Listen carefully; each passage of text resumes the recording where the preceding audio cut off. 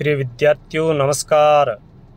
जैसा कि मुझे पूर्ण विश्वास है कि आपका हिंदी अनिवार्य का बोर्ड प्रश्न पत्र बहुत ही अच्छा गया होगा और अधिक से अधिक नंबर आपके इस प्रश्न पत्र में आएंगे, ये मुझे पूरा यकीन है, क्योंकि आपने जो शिक्षण किया है वो किया है SLB Hindi tricky YouTube channel से।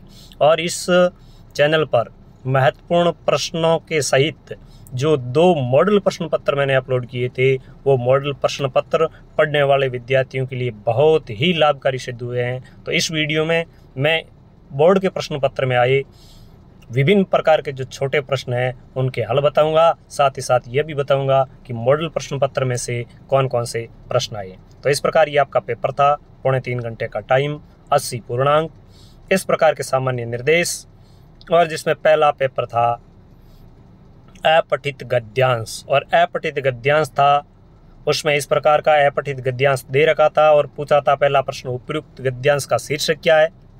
तो इसमें उपयुक्त गद्यांश का शीर्षक है, देखिए यहाँ पे दिया है, जो समझता है वह दूसरों का उपकार कर रहा है वह अबोध है, जो समझता है कि दूसरे उसका उपकार कर रहे हैं वह बुद्धिहीन है। कौन किसका उपकार करता है, कौन किसका उपकार करता है? मनुष्य जी रहा है, केवल जी रहा है, अपनी इच्छा से नहीं, विधाता की योजना के अनुसार।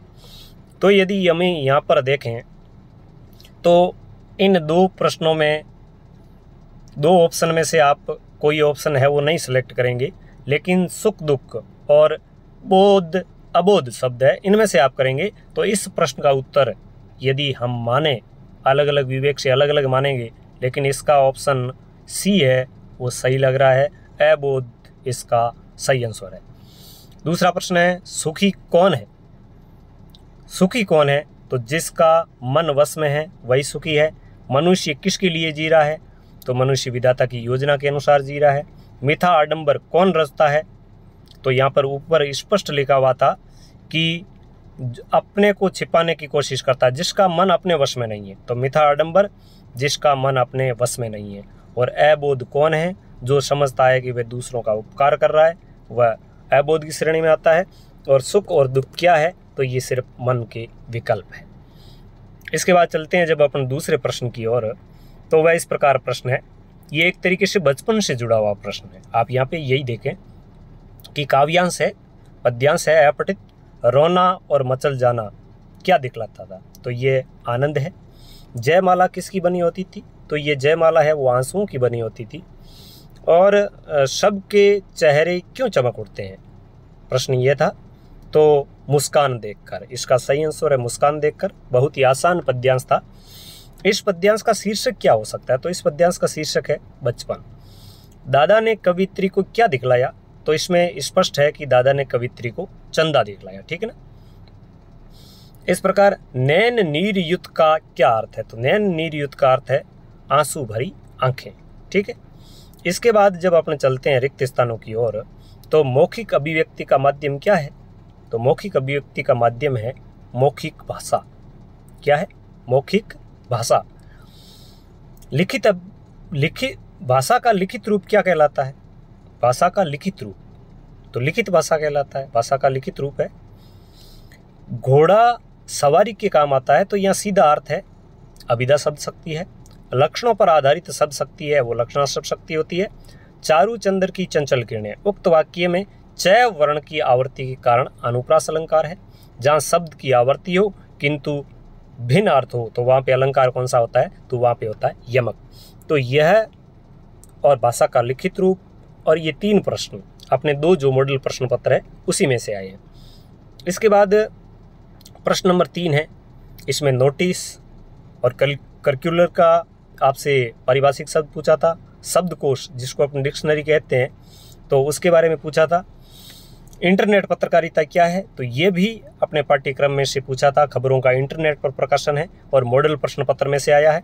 भक्तिन का वास्तविक नाम क्या है? यह भी महत्वपूर्ण प्रश्नों की सीरीज है, उसी में से आया है। यशोधर बाबू अपने घरवाली के आधुनिकताओं का सा आचरण करने पर क्या कहकर हंसी उड़ाते थे? तो एक उक्ति थी कि बूढ़े मुँह मुआ से तमाशे देखने से संबंधित इस प्रकार की उक्ति थी। सिल्वर वेडिंग कहानी का क्या है? ये भी अपने मॉडल प्रश्न पत्र में थे। जूझ कहानी के आधार पर बताइए कि लेखक के पिता ने उनकी पढ़ाई क्यों छुड़वा दी। 8वां प्रश्न है मॉडल प्रश्न पत्र में से ही है, कविता के लगाव के बाद लेखक को अकेलापन अच्छा क्यों लगने लगा। इसके बाद प्रश्न नंबर 9, रघुवीर शाह की कोई 2 रचनाएं। यह भी मैंने कल भी बताया था कि रघुवीर शाह के बारे में आप जरूर पढ़ना। महादेवी वर्मा का जन्म कब और कहाँ हुआ, 1907 में जन्म।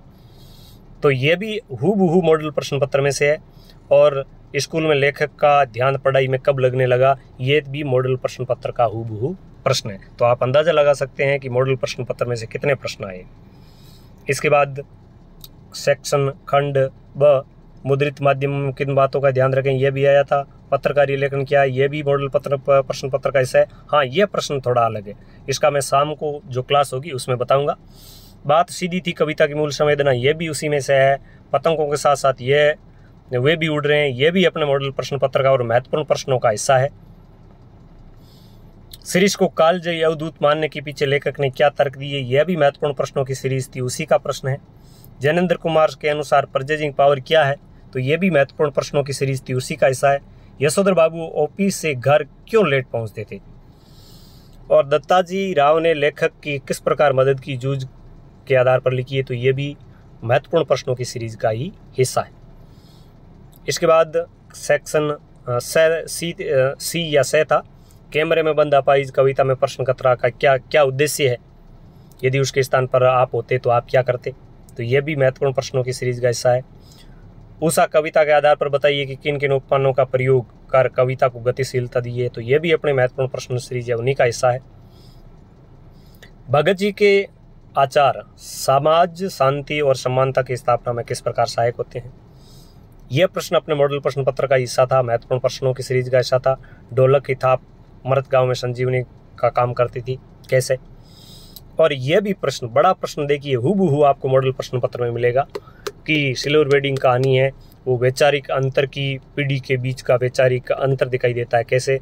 और एक विद्यार्थी जीवन में गुरु का क्या महत्व होता है, जूझ कहानी के आधार पर आपको बताना था, तो ये भी प्रश्न है, इसके बारे में हमने पढ़ा। और देखिए कल शाम को मैंने विद्यार्थियों से कहा था कि हरिवंश राय, धर्मवीर भारती और कुंवर नारायण, इनके जीवन और रचना परिचय के बारे में आप जरूर सुने, जरूर पढ़ें, और ये वैसा का वैसा आया है। और सहप्रसंग व्याख्या में भी मैंने हरिवंश राय बच्चन, गजानंद माधव मुक्तिबोध और आलोक धनवा, ये 3 पार्ट बताए थे। तो देखिए ये सहर्ष स्वीकारा उस कविता में से, और अपने मॉडल प्रश्न पत्र की जो सहप्रसंग व्याख्या है हूबहू वैसी है। इसके बाद प्रश्न नंबर ऑप्शन की बात करें इसके, तो ये फिराक गोरखपुरी की रुबाई है, उसमें से आया है।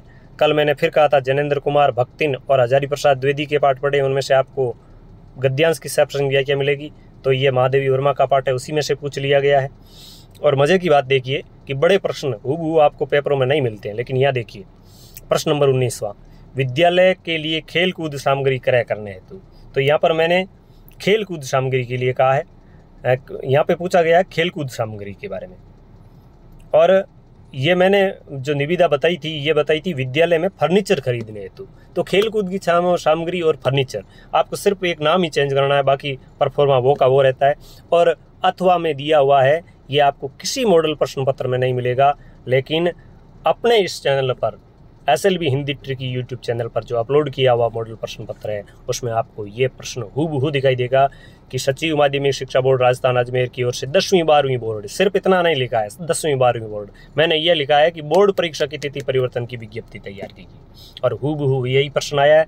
और सबसे बड़ी बात निबंध, और निबंध के बारे में विद्यार्थियों से कहते आया हूँ, महंगाई का जीवन पर प्रभाव, बेटी बचाओ बेटी पढ़ाओ और इंटरनेट की विद्यार्थियों के लिए आवश्यकता, ये मैंने तीनों अंश है वो विद्यार्थियों को बताए थे, सिवाय ऑप्शन नंबर 2 के असम और राजस्थानी संस्कृति समन्वय और विभिन्नताएं। ये कोई विद्यार्थी ऐसा ही ढंग से इस टॉपिक के बारे में शायद ही लिख पाए, लेकिन तीनों के बारे में मैंने जरूर बताया था। तो आपको मेरे मॉडल प्रश्न पत्र और SLB Hindi tricky YouTube channel पर अपलोड किए गए वीडियो, महत्वपूर्ण प्रश्नों की जो कक्षाएं हैं, उन्होंने आपकी इस प्रश्न पत्र में कितनी हेल्प की है, जरूर जरूर जरूर आप कमेंट बॉक्स में अपनी राय दें। आपके कितने अंक आ रहे हैं और कितना उपयोगी साबित हुआ है SLB Hindi tricky YouTube channel आपके लिए। इसलिए यदि आपके लिए उपयोगी साबित हुआ है तो हिंदी अनिवार्य का मॉडल प्रश्न पत्र, हिंदी अनिवार्य के महत्वपूर्ण प्रश्नों की सीरीज आप देखना बिल्कुल ही नहीं भूलें, क्योंकि ये आपके लिए बहुत ही कारगर साबित होने वाले हैं।